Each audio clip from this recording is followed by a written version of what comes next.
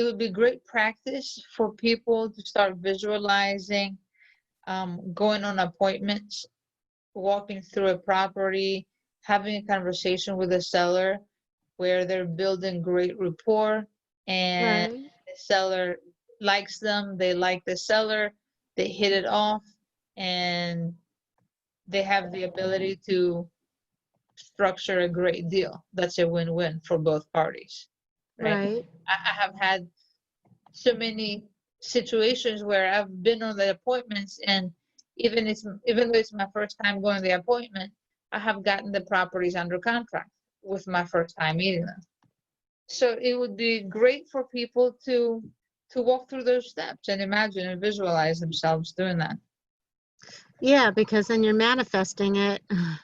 Yes, so you have already practiced it in your mind, and as long as your intention, you're aligned, you want to do the best, you have the best intention for them, you want to help bring value and service to the sellers, then the money is going to come. Then you will structure a great deal. Well, I think that's exactly what you do. You're so clear with your vision, and then you're like a magnet. You really visualize it. You manifest it. You have a real good talent with that. Thank you.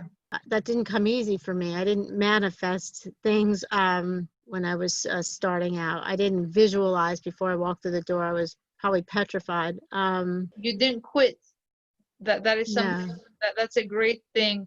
You've been at this in this business, Dana, for over 20 years, 30 years, for a long time. You didn't quit, and that is huge. So it's a big lesson for people. You can't quit because you do get the reward if you just like anything else. If you stick with it, you get a feel for it. Sometimes it's more pleasant than other times, but it's the goal. It's what you're trying to achieve, and everybody who has to make a living some way somehow is going through that uncomfortable feeling, either in their working environment or dealing with a boss they don't want to be around or be bossed around, or everybody's got to deal with it and adapt. But I'm not that's one thing, I was never a quitter. So I mean, in fact, I think the harder it was, the more challenging it was, I was more inspired to make sure I accomplished that goal, because I don't like that feeling when you try really hard and you didn't get it. It just makes me want to get it. I have to get it. If I'm going to try that hard, I'm going to get it. That's good. If I'm going to get all the way to, might as well finish it, go all the way to the end. Yeah, and you just keep going. I don't know. After a while, you just get like hardened to it, or it just, I don't know. It just doesn't affect me. Nature, right? Just like riding a bike, it becomes second nature. It does. I mean, you just expect everything, so that when it happens, you've been through it before. I mean, how much? So that's what you just said. So you expect. I've told so many people this. Life brings us what we expect and what we believe. It's a knowing almost. So you and I are at a point where we know that our next deal is around the corner. Whether it's today or tomorrow or the next day, we know it's not around the corner because we have gotten so many deals, so many properties, that it's a knowing. Just like we know there's a sun outside and we might be clouded today, but the sun is coming out tomorrow.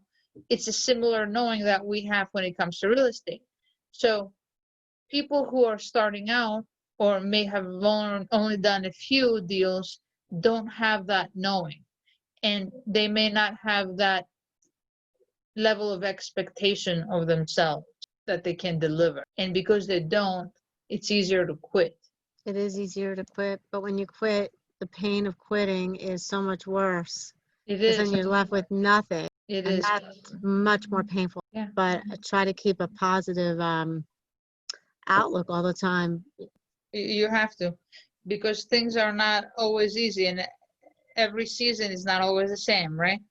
So when we're looking at our real estate business, based on the uncertainty that exists right now and that we're feeling, and based on our experience or our knowledge in certain neighborhoods, because keep in mind, there are certain pockets all over the country that are kind of like in a bubble.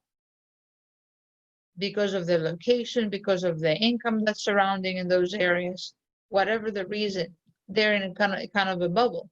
So even though they may be affected to a degree, prices will not plummet. No, they're not. They're not plummeting, but to negotiate a lower percentage when the market's going, it's going, that's It's hard. just- it is. So you'll go on more appointments. You're gonna Yeah. have to go. That's the only thing.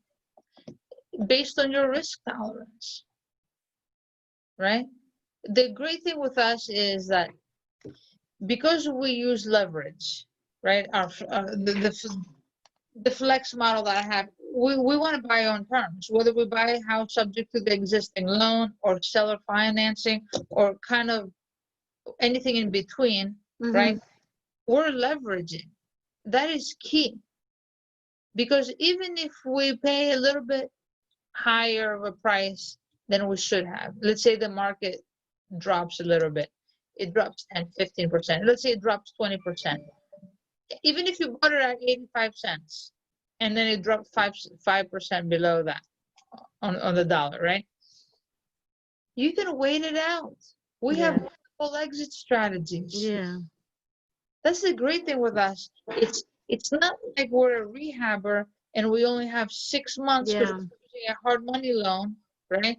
Hard money lenders, they charge you points and fees and penalties if you go past those 6 months. That's not what we're doing here.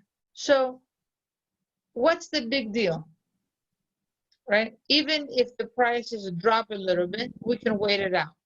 You can hold the property longer. And keep in mind that the interest rates that are so low right now, we'll continue to get principal balance reduction on the back end. Yeah, that's a great thing. So the individuals that we need to vet the individuals that move into our properties even more right now. If one of our exit strategies is at least with an option to purchase, maybe ask for more of an option consideration to be put down. Or even if it's a straight out lease, like people who are government employees or government contractors. So there's pros and cons on the type of properties that people get and investors get into. Can you be cash flowing a little bit more in a $200,000 price? Yes, 200,000 to 300,000, probably, right? You can cash flow, but the only issue with lower income housing is the turnover. You might have to evict people. They might get up and leave. Okay. Thanksgiving is going to be around the corner, Christmas. So